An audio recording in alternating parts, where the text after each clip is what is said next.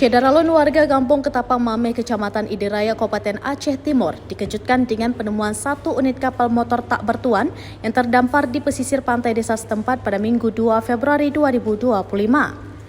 Menurut pantauan Serambi News pada Senin 3 Februari 2025, bot tanpa awak dan muatan itu ditemukan di pantai desa Ketapang Mameh dan saat ini sudah berada di posko Pol Airut Aceh Timur. Kapal tersebut pertama kali ditemukan oleh seorang warga yang kemudian melaporkannya kepada pihak berwenang untuk dilakukan pengecekan lebih lanjut. Kecil Ketapang Mameh, Akbarullah mengkonfirmasi kejadian tersebut bahwa warga melihat ada satu kapal yang terdampar tanpa pemilik. Hingga berita ini diturunkan, pihak kepolisian belum memberikan keterangan resmi terkait temuan kapal tidak bertuan itu.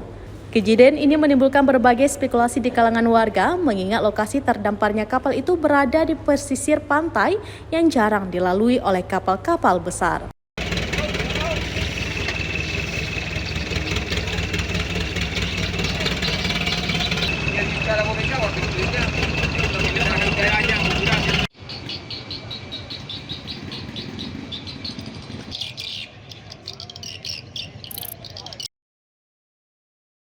Download Tribun X sekarang, menghadirkan lokal menjadi Indonesia.